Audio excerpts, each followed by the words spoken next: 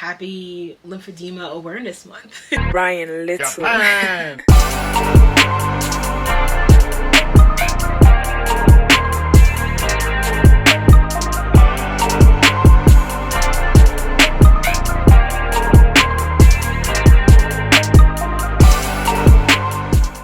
Hey Luz, Joy Louise here, fashion designer, stylist, and primary or stage 2 lymphedema person. And today's video is going to be for my lovely Luz living with lymphedema. Now, I know that we have not had a lymphedema video on this channel in quite a while, and that was with great purpose. I've been doing some extensive research on my end, just kind of trying to figure out exactly what it is people are looking for when they're, doing research or just trying to find out how to live a fuller life or a full life in general when they have lymphedema. So before we get into this video, I want to make sure that you take a moment to subscribe and click that notification bell so that you never miss an episode from me. And just so you know, I'm a big fashion girl and majority of the content on this channel is fashion, lifestyle, and beauty related. But I also am super passionate about making sure that, women, mainly women with lymphedema, understand that this is not the end for them when it comes to getting dressed every day, but also caring for this condition. I do want to caution that ignoring this condition is not going to make it better. I do wish that I had spent more time and put more care into taking, the time out to show myself more attention when it came to my condition. If you do not know, I do have what they call stage 2 lymphedema in my right foot, ankle, and calf. And it did start mainly in my ankle, and over the years, I believe, due to negligence, it exacerbated and spread throughout my the lower region of my leg. So I wanted to take a moment to kind of go over some questions that I've been seeing just circling around the internet, around YouTube, just around the condition in general. And definitely questions that I didn't have the answer to when I first realized that I had this condition. So let's get into this video. Okay, so the first question that I've seen a lot, can lymphedema be cancerous? In my experience, it has not been cancerous. However, I do know people who have developed lymphedema after going through cancer treatment. The removal of a tumor, chemo, anything like that. I know that there are people who develop lymphedema as a sort of like after effect of that process. So that is the short answer to that question. There's a lot of information on the internet that can do your mental a lot more harm than good. So I definitely, encourage you to do your research, but don't take everything that you see on the internet as law, as truth, as biblical. Like, do your research, but definitely consult, your physician. If you don't have one, get one, and find one that is, well versed and knowledgeable about your condition. That is one thing that I struggled with finding early on. I would probably say 2003, 2004 is when, my condition really started to increase in swelling, and I needed to find a doctor so that I could get a prescription to go to physical or lymphatic therapy. And it took me quite some time. It probably took me over a decade to find a doctor that, immediately she looked at my foot, she touched it, she pressed down on, on the skin and was like, you have lymphedema. And I already knew it in the back of my mind, but I needed someone to diagnose me formally and give me a prescription. So definitely, find a physician that can help you start treatment, because treatment is so necessary.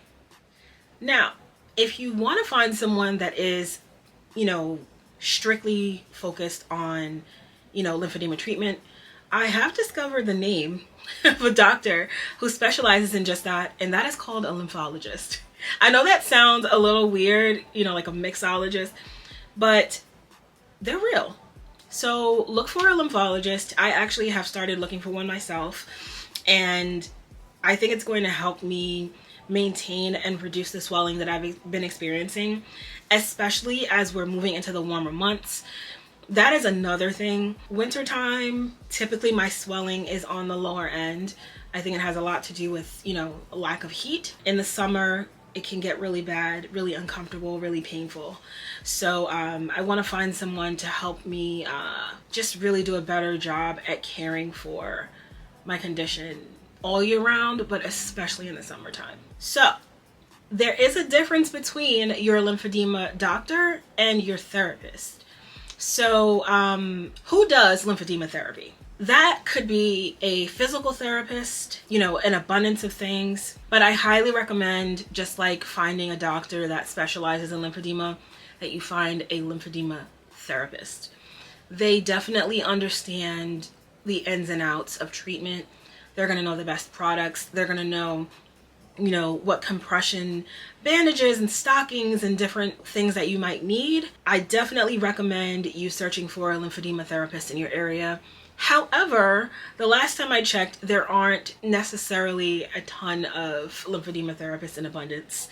And there are sometimes, you know, therapists that also engage in lymphedema therapy, so to speak.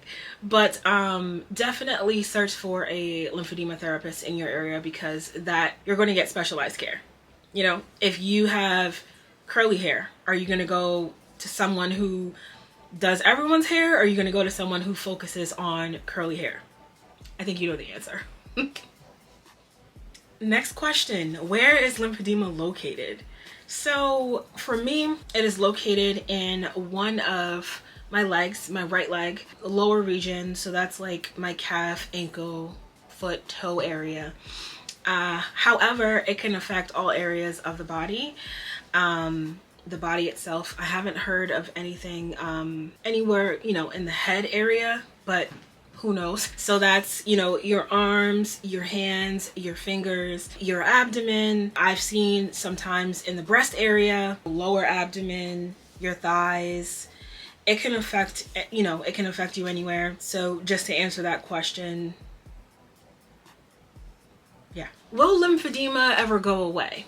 So as of today, there is no cure for lymphedema. Now, when I first started to experience, you know, lymphedema for myself, that was kind of a bummer to read and, you know, to also have a doctor tell you. However, this channel is not about being morbid. This channel is not about being sad. This channel is not about feeling down on yourself. And I wanted to put something out there that was going to be positive for not just women, but even men and children living with this condition. You can live a full life with this condition. I spent a great deal of my life hiding my condition without realizing I was dabbling in self-harm. As far as like, if I was out with friends, or especially if I was out around strangers or in a public place, I used to sit on my foot just so that people wouldn't ask me questions about it. I would squeeze my feet into shoes that were too tight. Probably I would say when I started working in fashion, I just didn't care about, you know, what was comfortable. I didn't care about what would cut into my leg at times, or, you know, cause issues around circulation. I didn't care. Please care. We have evolved so much with fashion, and there's always a way to dress with lymphedema. And I am working on content around that. So if you are a fashion person and you love getting dressed and you just want some tips on how to, you know, live a full life with this condition, make sure that you subscribe and stay tuned, because that content is coming. Definitely, you know, there's not a cure yet, but there is a way to reduce your swelling both, you know, from the inside and then outside with different products, bandages, stockings, and I want to really get into that in a later video. But yeah, you are able to live a full life. I think one thing that keeps me grounded is, although I have this condition, I'm able to get up and walk every day. I'm able to, you know, put shoes on myself. My shoes are, you know, wider than usual, but no one knows that but me. Like, I've never walked down a street and had someone say, oh my gosh, your shoes are big. It's typically, girl, where'd you get those shoes? And I feel bad because they probably can't wear them, but but they're mine. And, you know, I also have a video on how I customize my wedding shoes. Because I wanted to be comfortable, but I also wanted to wear something cute. And I took them to a shoe repair place and they made them work for my wedding day. So I am a crafty girl and I want what I want, but I also have come to love and care for my body in a way that's like, okay, we're gonna do what we're gonna do, but we're not gonna hurt ourselves anymore. This is not, you know, what this is about. So yeah, there may not be a cure yet, but life goes on. So our next question, when is lymphedema dangerous?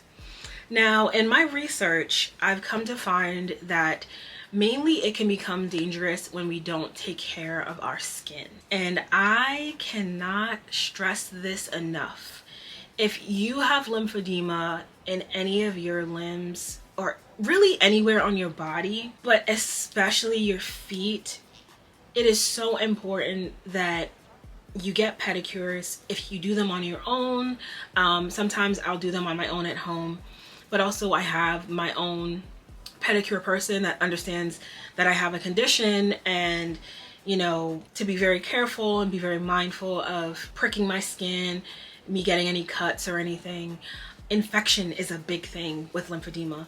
So if you get an infection, it could really be bad for your skin because it is compromised by the disruption of the lymphatic system. That is when it can be dangerous. I don't know of any other ways or times. That being said, I have been super careful of, I can't let just anybody do my feet. I can't, you know, a lot of different things. Like if there ever came a time where I couldn't go to my, you know, pedicure lady anymore, I would have to do them at home by myself. I would have to figure it out and maybe just, you know, get my toes painted at a salon or something.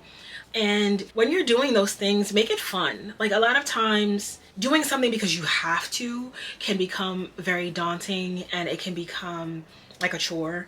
But I'm super into, you know, different peppermint style foot soaks and things that are going to relax my muscles. Major self-care video is coming. It's in the works. You just want to make sure that you're pampering yourself and don't hate your body. I know it's very easy to do that, but as I mentioned in this video before, we are focused on gratitude. We're focused on being grateful that we're still here, being grateful that we have our limbs, and just spending a little extra time, you know, massaging and showing extra care to our condition. It's, you know, or it's a part of our reality, but it doesn't have to stop us from being our best selves. So our next question is, what does lymphedema look like? Now, for me, it just really, like if you've ever seen a pregnant woman, you know, in her last trimester and both of her little piggies are, you know, all of her little piggies are swollen, that's what it's looked like for me in my foot. And then it isn't extremely noticeable in my calf, but only, you know, if I'm wearing something that may be too tight or I'm, you know, I have shoes strapped around my leg or anything like that, you can kind of see it puffing out. That's what it really looks like. It's like puffy for me at stage 2. I know there are people at stage 3, stage 4, where it just really looks extremely full, heavy, swollen. And when you push down on the skin, typically like it leaves an indentation. That is one of like the main indications of lymphedema. And I'll do my best to insert some photos of how my lymphedema has looked over the years so that you can get an idea of what it's been like for me. Not too into showing photos of other people or, you know, drawings or animations of the condition. I just want to be as real and raw with you guys as I can. I'm trying to think anything else. I am a darker skin, so there wouldn't be too much like redness or anything, but if you have a fairer skin tone, I've definitely seen some redness around, you know, like the swelling. So those are kind of the things that you can look out for. How does lymphedema affect the body? So for me, on a really bad day, extreme tightness in my lower leg, especially my ankle. There can be a lot of aching, a lot of pain, and elevation on site. Like my legs, my feet need to be up. It hasn't stopped me, you know, from moving. No, especially after like my Zumba classes, my legs feel great, they look great, because I'm moving that lymph. I'm moving that lymph, and I'm, you know, manually somehow draining those lymph nodes, which I think is super important. So I try to make sure that I'm moving every day. I think that especially recently that has been a vast improvement. But from what I can recall, on days where it's gotten really bad, it can, for me, in my ankle specifically, it can feel like I've sprained it. If you've ever had a sprained, you know, wrist, you know, ankle, whatever it may be, that is how it feels. It can feel heavy. My right leg can feel heavy. Not so much that it is, but I think that there is, you know, a struggle to flush out whatever toxins are there, and the swelling of those fluids is causing that heavy feeling. So that's definitely how that feels. I hope this video was helpful to you. More content to come, and if you have any questions about anything that we've covered, be sure to drop them in the comment section below. Or if there are any questions you may have that I have not covered, you can also leave them below and I will get back to you. I've been pretty responsive here on the tube. So yeah, if you have not already, make sure that you subscribe and click the notification bell so that you never miss a video from me. And I will see you soon. Bye.